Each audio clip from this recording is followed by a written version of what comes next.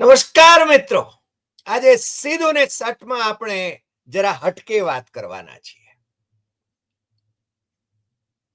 એ તો બહુ સ્પષ્ટ થઈ ગયું કે અમેરિકાના નવ નિર્વાચિત રાષ્ટ્રપતિ Donald Trump, my friend,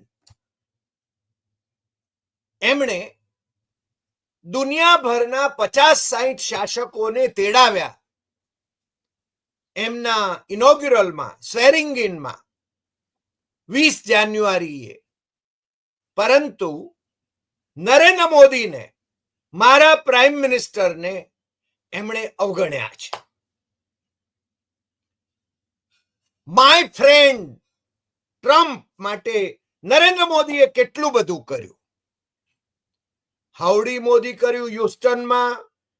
અગલી bar Trump સરકાર અને ટ્રમ્પભાઈ હારી ગયા. વળી પાછું બાકી રહેતું હતું તો અહીંયા આપણા અમદાવાદના સ્ટેડિયમ ઉપર, જેનું સરદાર સાહેબનું નામ ભૂસી નાખીને નરેન્દ્ર મોદી સ્ટેડિયમ કરવામાં આવ્યું, ત્યાં એમણે નમસ્તે ટ્રમ્પ કર્યું અને ટ્રમ્પભાઈ કોરોના લઈને આવ્યા. તમને બધી ખબર છે. પણ માનનીય વડાપ્રધાન નરેન્દ્ર મોદી જ્યારે અમેરિકા ગયા થોડા વખત પહેલા, ચૂંટણી ચાલી રહી હતી. આમ સામાન્ય રીતે ચૂંટણીના દિવસોમાં બીજા દેશના વડાપ્રધાન એ દેશમાં જવાનું ટાળે અને યુદ્ધ ચાલતું હોય ત્યારે જવાનું ટાળે. પણ આપણા ભાઈ શ્રી નરેન્દ્ર મોદીને તો ઓમની પ્રેઝન્સ વર્તાય છે. બધે જ હું હતો અને હું છું, ઓમની પ્રેઝન્ટ, એવો એમનો દાવો હોય છે. આજકાલ વળી પાછા જમીન પગ ઉપર આવી ગયા છે, પણ ઈડી અને સીબીઆઈ ને ઇન્કમ ટેક્સનો ઉપયોગ તો પાછા એમને ટેકો આપનાર પક્ષોને તોડવા માટે કરી રહ્યા છે, એ તમે જાણો છો.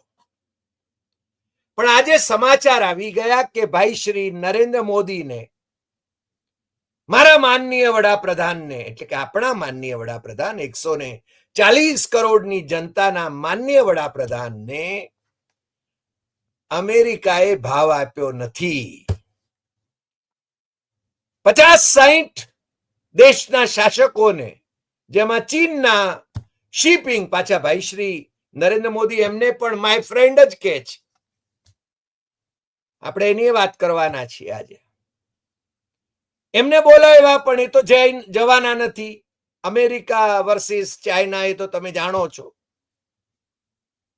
પણ આજે સત્તાવાર રીતે ભારતમાં જે અમેરિકાના રાજદૂત છે, એરિક ગેર્સેટી, એમણે કહી દીધું કે 20 જાન્યુઆરી ના આ કાર્યક્રમમાં, એટલે કે ઇનોગ્યુરલમાં, એમણે સ્વેરિંગ ઇન શબ્દ પ્રયોગ આપણા જે ભાઈઓ રિપોર્ટ આપી રહ્યા છે એમણે આજે કર્યો. આમ તો એ લોકો ઇનોગ્યુરલ કહે છે. તો એમાં ક્રાઉડેડ માહોલ છે. એટલે નરેન્દ્ર મોદીજી, ભારતના પ્રાઇમ મિનિસ્ટર, અને ડોનાલ્ડ ટ્રમ્પજી, અમેરિકાના રાષ્ટ્રપતિ, એ 1-to-1 મીટિંગ કરીને ભારત અને અમેરિકાના સંબંધો એ વધુ સુદૃઢ બને એને માટેની મંત્રણાઓ નજીકના ભવિષ્યમાં કરશે. એનો અર્થ બહુ સ્પષ્ટ થઈ ગયો ને, કે નરેન્દ્ર મોદીને ભાવ આપ્યો નથી. અને નરેન્દ્ર મોદીને ભાવ નથી આપ્યો એનાથી અમે તો દુઃખી છીએ, કારણ કે આ અમારા દેશનું નાક છે. અમે ડોક્ટર મનમોહન સિંહને પણ અમારા દેશનું નાક કહેતા હતા, એ જયારે પ્રાઇમ મિનિસ્ટર હતા ત્યારે. અટલજીને પણ અમારા દેશનું નાક કહેતા હતા, કારણ કે prime minister is a prime minister is a prime minister. સમજાય છે કઈ? ભાઈ શ્રી થોડા વખત પહેલા અમેરિકા ગયેલા. ટ્રમ્પભાઈ ચૂંટણી લડી રહ્યા હતા. નરેન્દ્ર મોદીને કદાચ એવો અણસાર હશે કે કમલા દેવી હેરિસ એ નવા રાષ્ટ્રપતિ થશે, એટલે ટ્રમ્પભાઈએ પેલું ટ્વીટ કર્યું હતું, એક્સ ઉપર લખ્યું હતું કે my friend Modi is coming to meet મી, અને ભાઈ શ્રી મળ્યા નહીં. કારણ કે તમને ખ્યાલ હશે કે અગાઉ જ્યારે એકવાર ગયા હતા ટ્રમ્પભાઈને માટે એમણે પ્રચાર કર્યો તો સામાન્ય રીતે આપણા દેશનો વડાપ્રધાન કે રાજનેતા એ ત્યાં કોઈ બીજા દેશમાં પ્રચાર કરી શકે નહીં ત્યાંના રાષ્ટ્રપતિને માટે કે વડાપ્રધાન માટે. પણ નરેન્દ્રભાઈને ક્યાં આ બધા પ્રોટોકોલ્સ લાગુ પડે છે? એ તો એન્ટાયર પોલિટિકલ સાયન્સમાં માસ્ટર ડિગ્રી ધરાવે છે એવું કે છે, મને ખબર નથી. પણ એ વખતે એક ટ્રમ્પભાઈને મળ્યા નહીં, અને ટ્રમ્પભાઈ તો સનકી માણસ છે, તમને ખબર છે, વ્હાઇટ સુપ્રીમસી વાળો એનો આગ્રહી અને ગમે ત્યારે ગમે તે કરનારો માણસ છે. એને છે ને કાંઈ નડતું જ નથી. એને પહેલેથી જાહેર કરી દીધું છે કે જે ગેરકાયદે ભારતીયો ત્યાં પહોંચ્યા છે એ લોકોને તગેડે મૂકવાના છે. ભાઈ હું નરેન્દ્રભાઈ એને સમજાવી દે છે કે ભાઈ રહેવા દો ને અમારા ભારતીયોને અહીંયા. આ તો ભલું થજો એલન મસ્ક નું કે એને છે ને ત્યાં તકલીફ થાય એમ છે જો ભારતીયોનું બ્રેઇન છે ને ત્યાં ન જાય તો.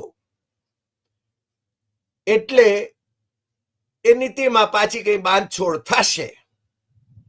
પણ આજે જે વાત કરવી છે એ વાત આપણે માય ફ્રેન્ડ ટ્રમ્પભાઈ શું ખેલ કરી રહ્યા છે એની વાત કરવાની છે. ને મને લાગે છે કે એ જે રીતે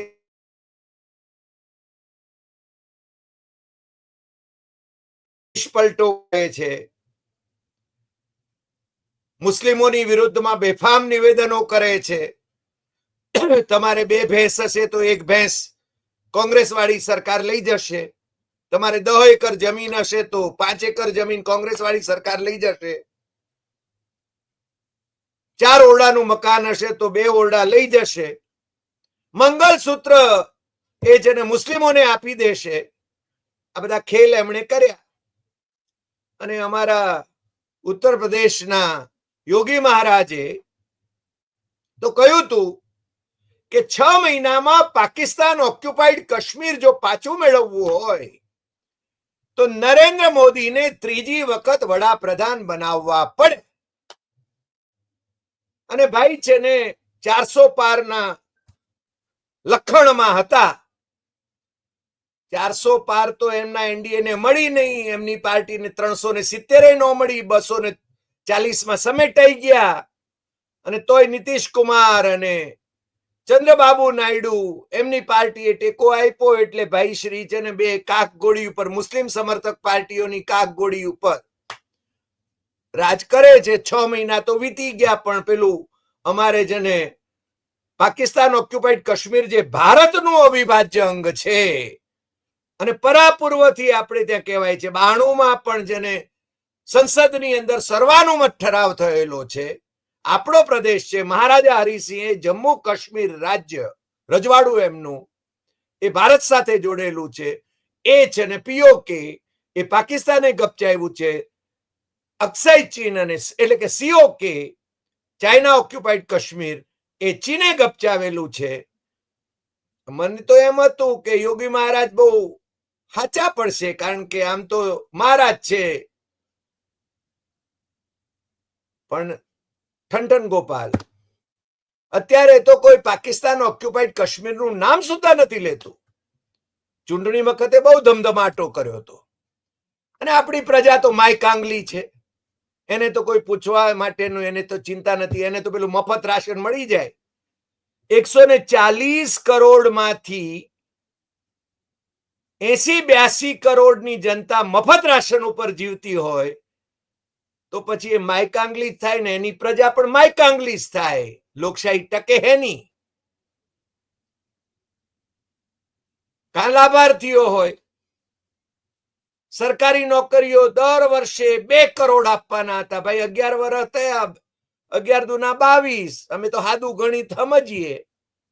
22 કરોડ લોકોને નોકરીઓ, સરકારી નોકરીઓ મળવી જોઈતી હતી, પણ એ તો સવાલ જ નથી પેદા થતો. અને આઉટસોર્સિંગ ચાલે છે. હવે તો મને લાગે સરકારે આઉટસોર્સિંગમાં ચલાવશે, શરૂ થઈ ગયું છે. બહુ ચિંતા કરવા જેવું નથી.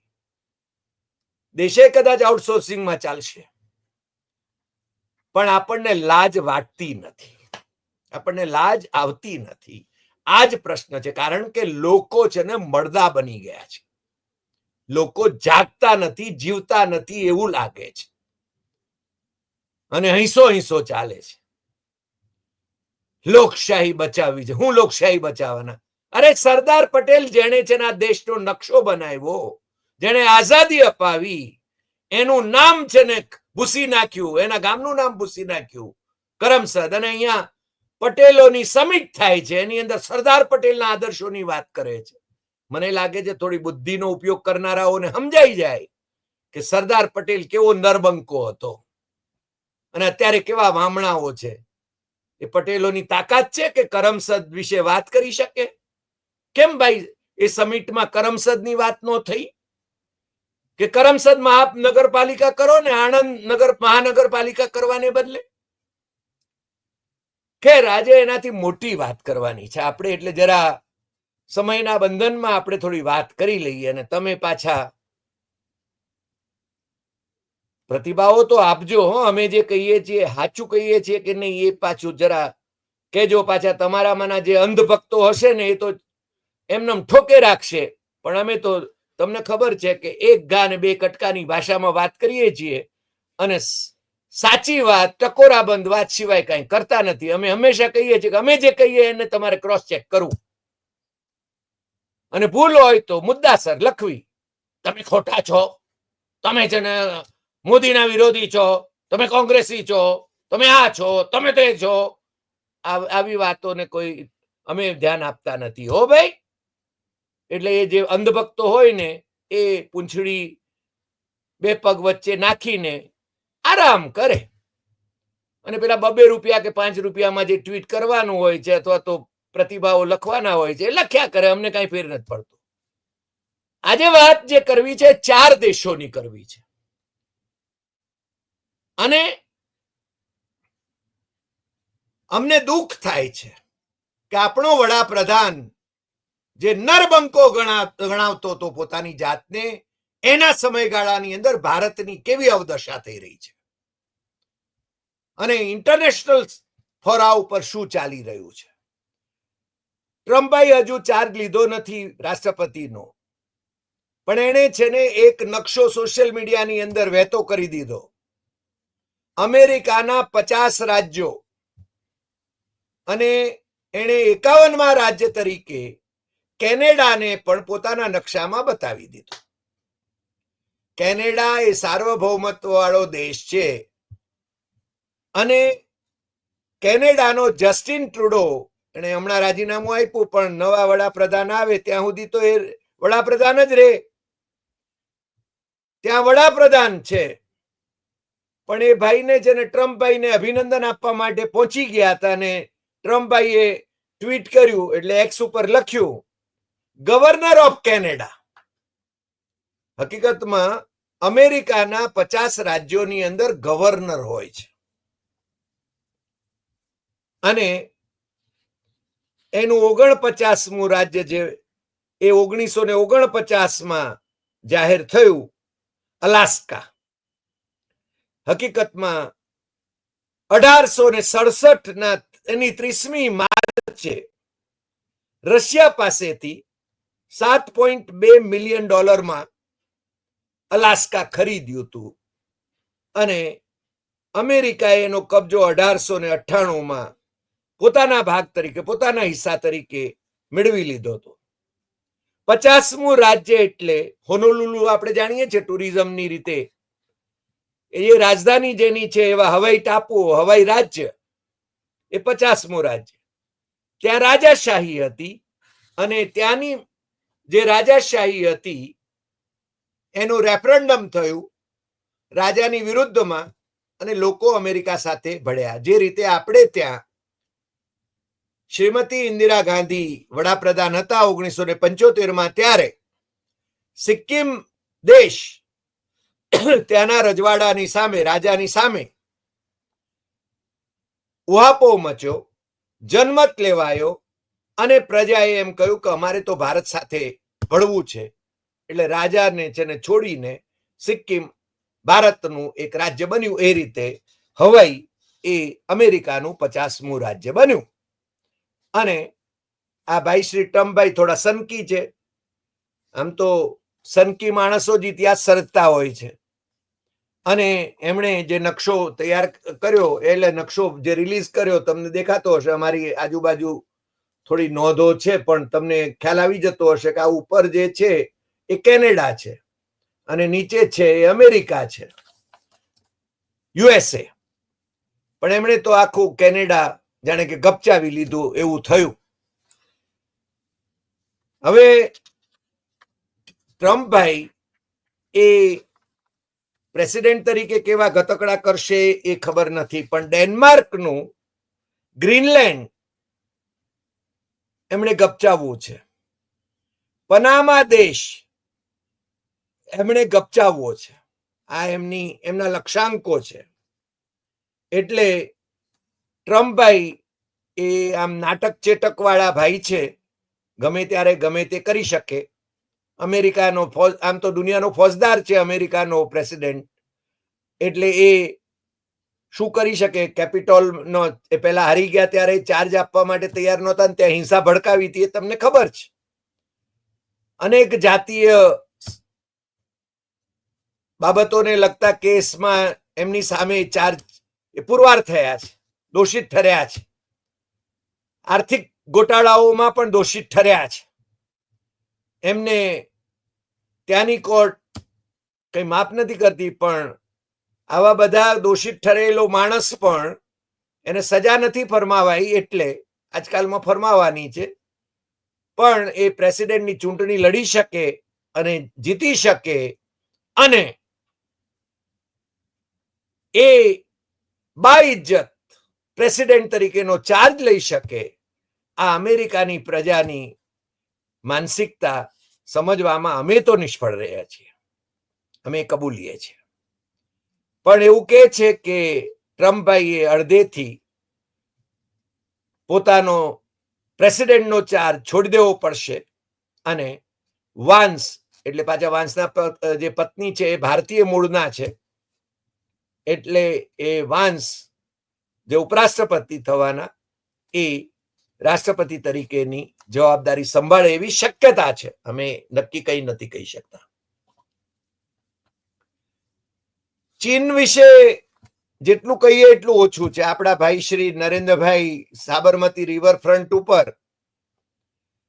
હિંડોળે ઝુલાવતા હતા. ચીનના રાષ્ટ્રપતિ શી જિનપિંગ અને શ્રીમતી શી જિનપિંગને તમે આમ જાણે કુર્નિશ બજાવતા હોય એમ ઉભા હોય. અમને અમારો વડાપ્રધાન આવી રીતે કુર્નિશ બજાવતો ઉભો રહે એ અમને ન ગમે, કારણ કે ભારતનું સ્વાભિમાન હોવું જોઈએ અને સરખા સરખી ઉપર હોવું જોઈએ. પણ નરેન્દ્રભાઈ છે દર વર્ષે $100 બિલિયન, હું ફરીને કહું છું $100 બિલિયન વ્યાપારની અંદર ચીનને નરેન્દ્ર મોદીના સમયગાળાની અંદર દર વર્ષે $100 બિલિયન નો ફાયદો એ ચીનને કરાવે છે. ચીન ભારતનું દુશ્મન રાષ્ટ્ર છે, છતાં આયાત થયા જ કરે છે, થયા જ કરે છે, થયા જ કરે છે, અને નિકાસ $17 બિલિયન અથવા $20 બિલિયન, $100 બિલિયન નો ફાયદો એને થઈ રહ્યો છે. અને ક્યારેક નાટક કરવા માટે સંઘ પરિવારના કેટલાક સંગઠનો એમ કે આપણે ચીની માલનો બહિષ્કાર કરવો જોઈએ. ઉપદેશકો બહુ થઈ ગયા છે. ભાઈ તમારે જે નરેન્દ્ર મોદીને કહેવું જોઈએ ને કે ભાઈ બંધ કર ને હમુડકું. આપણે $100 બિલિયન શું કામ? અમેરિકા હાથે વેપાર કરો તો આપણને ફાયદો જ, ચીન હાથે વેપાર કરો એમાં આપણને તો નુકસાની જ નુકસાની છે. અને એ નુકસાની જે છે એ તો પાછી લડાખની અંદર 4,500 સ્ક્વેર કિલોમીટર જમીન, ભારતીય જમીન, એ નરેન્દ્ર મોદીના શાસનકાળ દરમિયાન ચીને ગપચાવી છે. એવું બીજા કોઈએ નહીં, પણ ભારતીય જનતા પાર્ટીના વરિષ્ઠ નેતા ડોક્ટર સુબ્રમણ્યમ સ્વામીએ વારંવાર કહ્યું છે, અને નરેન્દ્ર મોદીની તાકાત નથી કે એને જવાબ આપી શકે અથવા જેલમાં નાખી શકે.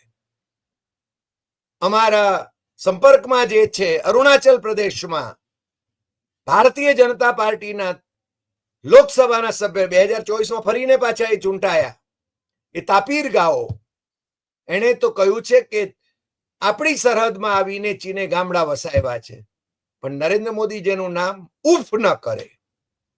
પણ હમણાં વિદેશ મંત્રાલયના પ્રવક્તાએ લડાખના સંદર્ભમાં વિરોધ નોંધાવ્યો. ભાઈ, અંદર ઘૂસી નથી ગયા તો વિરોધ એનો નોંધાવો છો? કારણ કે નરેન્દ્ર મોદીએ કહેલું કે ન કોઈ આયા હૈ ન કોઈ રહા હૈ, તો એના માટે વિરોધ નોંધાયો. અને પેલા 45 સૈનિકો, ભારતીય સૈનિકો મરી ગયા એટલે એમને છે નામ ઉભા મરી ગયા સરહદ ઉપર. શું માંડ્યું છે આ બધું? લોકોને મૂર્ખ બનાવવાના ધંધા જ. પણ હવે છે ને મુઠ્ઠી ખુલી રહી છે. અને બીજું, લડાખની 2 કાઉન્ટી જેટલો પ્રદેશ ચીને ગપચાવ્યો છે. એ બાબતમાં આપણા વિદેશ મંત્રાલયના પ્રવક્તાએ વિરોધ કરવો પડે. શેના માટે વિરોધ કરવો પડે ભાઈ? ગપચાવ્યો છે ત્યારે જ ને. તો ડોક્ટર સુબ્રમણ્યમ સ્વામી સાચો નહોતો? લશ્કર પાછું ખેંચાઈ ગયું છે ત્યાંનું, અને આપણું પણ પાછું ખેંચાઈ ગયું છે. હું માંડ્યું છે? જુઠ્ઠાણાઓ ફેલાવો છો. અને મીડિયા તો ગોદી મીડિયા છે, મેઇન લાઈન મીડિયા તો ત્યાં તો સાચી વાતો તમને સાંભળવા નહીં મળે. અને વિદેશમાં બેઠેલા આપણા ભારતીયો એ તો છે ને, મને લાગે છે કે વધારે પડતા અંધભક્તો છે. કારણ કે એમને સાચી વાત સાંભળવામાં રસ જ નથી. મોદી ચાલીસા કરવામાં જ રસ છે. અને પેલા એવોર્ડ મળી જાય કદાચ પ્રવાસી ભારતીયના, એનો ખેલ હોય છે. તો આ ચીન પાછું એટલે અટક્યું નથી. ચીને 2020માં જે નકશો બહાર પાડ્યો એમાં અરુણાચલ પ્રદેશને અને લડાખના પ્રદેશને, આપણા ઘણા બધા સરહદ હજુ આપણી અનિશ્ચિત છે, નિર્ધારિત થઈ નથી સિક્કિમ સિવાયની, એટલે એ છે ને ચીનમાં બતાવે છે. એટલું જ નહીં, માત્ર ભારતના પ્રદેશને ચીનમાં બતાવે છે એટલું જ નહીં, એ સાઉથ ચાઇના સી નો મોટો ભાગ એ ચીનમાં બતાવે છે, ચીનની માલિકીનો બતાવે છે. તાઇવાન આખું ચીનમાં બતાવે છે. બ્રુનેઈ નો ભાગ, વિયેટનામનો ભાગ, ફિલિપિન્સનો ભાગ, મલેશિયાનો ભાગ, આ બધાને એ પોતાના નકશામાં બતાવે છે. અને આપણે જાણે કે હાથે બલ્લિયા પહેર્યા છે. મને લાગે બલ્લિયા પહેર્યાની વાત પણ ન કરાય, કારણ કે એમાં મહિલાનું અપમાન આપણે નથી કરવા માંગતા. પણ આપણી નેતાગીરી એ શું કરે છે? એક બાજુ પેલો અમેરિકા વાળો માય ફ્રેન્ડ એ છે ને હજુ તો સત્તામાં આવ્યો નથી ને કેનેડા અને અમેરિકામાં ભેળવી દીધાની વાત કરે છે. અને બીજી બાજુ આપણા ભાઈ છે કે જે મૌનમ શરણમ ગચ્છામી, અને પાછા ડોક્ટર મનમોહનસિંહને કહેતા હતા કે મૌની બાબા છે. શું ખેલ ચાલી રહ્યો છે? આ બેની વાત પૂરી નથી થતી. હજુ આગળની વાત કરીએ. મગને પગ આવ્યા છે એમ અમે તો કહીએ છીએ. મગ કોણ? મગને પગ આવ્યા છે, આપણે તે કહેવત છે. નેપાળ ક્યારેક દુનિયામાં એકમાત્ર હિન્દુ રાષ્ટ્ર હતું, હવે તો રહ્યું નથી.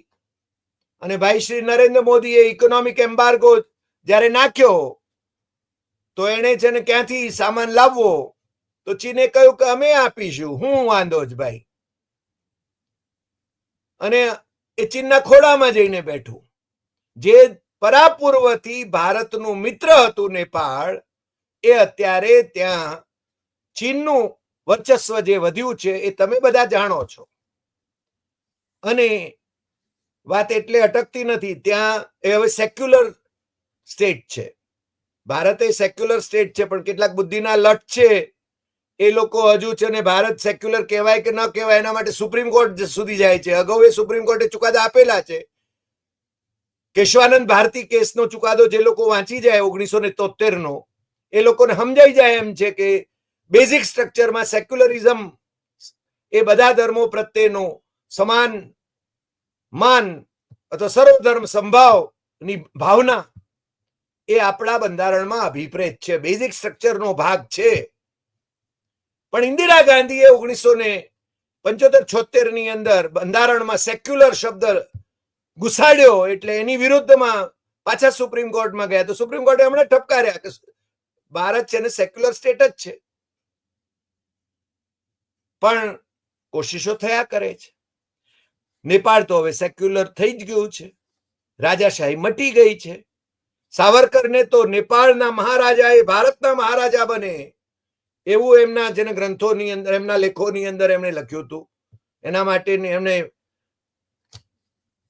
રજૂઆતો કરી હતી. ગાંધીજીને માટે જુઠ્ઠાણા ફેલાવ્યા હતા અને આ વાત કરી હતી. પણ આ મગને પગ આવ્યા એમ હું જયારે કહું છું ત્યારે નેપાળે પિથોરાગઢ ડિસ્ટ્રિક્ટના આપણા ભારતીય પ્રદેશના 3 પ્રદેશો, કાલાપાની, લિપુલેક અને લિમ્પિયાધુરા, આ 3 પ્રદેશો એ નેપાળે પોતાના નકશામાં બતાવી દીધા. પોતે દાવો કર્યો કે અમારો પ્રદેશ છે. કઈ ફેર નથી પડવાનો, આપણા જ કબજામાં છે. પણ દાવો નાખી રાખ્યો અને એને જડબે સલાક જવાબ આપણે આપવો જ પડે. પાછું પેલું આમ તો આપણે કહીએ કે એને ખાવાના સાસા છે. અરે ભાઈ, એને ખાવાના સાસા હશે, એના ઢોલ નો પીટો. ચીન એને પડખે ઉભું છે અને અમેરિકા એને પડખે ઉભું છે. પાકિસ્તાનમાં ઇમરાન ખાન ભલે અત્યારે જેલમાં હોય, પણ ઇમરાન ખાન જયારે પ્રાઇમ મિનિસ્ટર હતા, ક્રિકેટરની વાત કરું છું, 4 ઓગસ્ટ 2020, એટલે નરેન્દ્રભાઈનો જ સમયગાળો હતો. નરેન્દ્રભાઈ જ પ્રાઇમ મિનિસ્ટર હતા આપણે ત્યાં. એમણે એક મેપ, પાકિસ્તાનનો મેપ એ જાહેર કર્યો અને એ મેપની અંદર એણે પોતાના પ્રદેશની અંદર આ મેપ એમણે જાહેર કર્યો. તમને દેખાતો હશે, સમજ્યા? એની અંદર એમણે જુનાગઢ, માણાવદર, જમ્મુ કાશ્મીર અને સિર ક્રિક. હવે આપણી સિર ક્રિક વિશે નરેન્દ્ર મોદી જયારે ચીફ મિનિસ્ટર હતા ત્યારે કહેતા હતા કે મનમોહન સિંહની સરકાર એને નક્કી કર્યું છે કે સિર ક્રિક છે ને પાકિસ્તાનને આપી દેવું. ભાઈ, મનમોહન સિંહે એમને કાગળ લખ્યો હતો, પણ ભાઈ શ્રી ચૂંટણી સભાઓની અંદર તો ગજવતા હતા. આવા જુઠ્ઠાણા ઓકવાની તો એમને આદત પડી ગઈ છે. પછી તો સ્વાભાવિક રીતે પેલો દુશ્મન હોય તો એનો લાભ લે ને. ડોક્ટર મનમોહન સિંહે નરેન્દ્ર મોદીને કાગળ લખ્યો હતો કે ભાઈ આવી કોઈ પ્રપોઝલ નહોતી, ક્યારેય નહોતી. સિર ક્રિક ભારતનો જ ભાગ છે. પણ નરેન્દ્રભાઈ જેનું નામ એ બેફામ બનીને નિવેદનો કરે, વિવેકાનંદ યાત્રા કાઢે ને માત્ર કોંગ્રેસને જ ગાળો દેવા માટેની યાત્રા હોય. મને તો એમ હતું કે વિવેકાનંદજીના વિચારો નો પ્રસાર કરે છે આ ભાઈ. પોતાનું નામ નરેન્દ્ર છે એટલે, પણ એ નરેન્દ્ર અને પેલો નરેન્દ્ર વિવેકાનંદ, સ્વામી વિવેકાનંદ, એની સાથે પોતાની જાતને જોડે, દરેક જગ્યાએ પોતાની જાતને જોડે. મેં યહાં થા, યહાં રહા હું, ગુપ્તવાસ में रहा था, हर जगह पर. પણ પાકિસ્તાને 4 ઓગસ્ટ 2020 ના રોજ એમના પ્રાઇમ મિનિસ્ટરે જે નકશો રિલીઝ કર્યો એ જુનાગઢ, માણાવદર, જમ્મુ કાશ્મીર અને સિર ક્રિક આ એના પ્રદેશ તરીકે એને બતાવ્યા. આપણે વિરોધ કર્યો, કરવો જ જોઈએ. જુનાગઢ આપણું જ છે, જમ્મુ કાશ્મીર આપણું જ છે. માણાવદર તો જુનાગઢ 3 મહિના પાકિસ્તાનમાં રહી આવ્યું ત્યાર પહેલા, એટલે એ વખતે પણ માણાવદર તો છૂટું પાડ્યું જ હતું. આમ તો માણાવદર એ જુનાગઢના નવાબની નીચે હતું, પણ સરદાર સાહેબની કુને હતી એટલે માણાવદર તો એનાથી જુદું પાડ્યું હતું. માત્ર જુનાગઢ પાકિસ્તાન સાથે જોડાયું હતું 15 ઓગસ્ટ 1947 ના, અને 9 નવેમ્બર 1947 ના રોજ આપણને પાછું મળ્યું. 3 મહિના પાકિસ્તાનમાં રહી આવ્યું જુનાગઢ. સિર ક્રિક તો આપણો જ પ્રદેશ છે. જમ્મુ કાશ્મીર એનો 46% પ્રદેશ આપણી પાસે છે. બાકીનો પાકિસ્તાન ઓક્યુપાઈડ કાશ્મીર અને ચીન ઓક્યુપાઈડ કાશ્મીર એની પાસે છે અને એ આપણે પાછો મેળવવો જ રહ્યો. યોગી મહારાજ સાચા પડે એવી અમને અપેક્ષા હતી કે 6 મહિનામાં નરેન્દ્રભાઈ લઈ લેશે પાકિસ્તાન ઓક્યુપાઈડ કાશ્મીર, પણ એમણે લીધું નહીં. અમને તો એ દર્દ છે અને પ્રત્યેક ભારતીયને એ દર્દ હોય. આપણે રાષ્ટ્ર પ્રેમી છીએ એના સર્ટિફિકેટ આ લોકો પાસેથી લેવાના નથી, જેમના પૂર્વજો અંગ્રેજોની કુર્નિશ બજાવતા હતા અને મુસ્લિમ લીગ, જીણાના મુસ્લિમ લીગ સાથે શાસન કરતા હતા રાજ્ય પ્રાંતોની અંદર. એટલે આજે આપણે જે વાત કરી એ જરા હટકે હતી. આપને જો આ એપિસોડ ગમ્યો હોય તો સૌથી વધુ શેર કરશો, લાઈક કરશો, કમેન્ટ કરશો અને આપણી યુટ્યુબ ચેનલ ડોક્ટર હરિદેસાઈ સત્યમ એવમ તથ્યમ એ સબસ્ક્રાઇબ કરવા માટે મિત્રોને દેશમાં અને વિદેશમાં જરૂર જણાવશો. નમસ્કાર.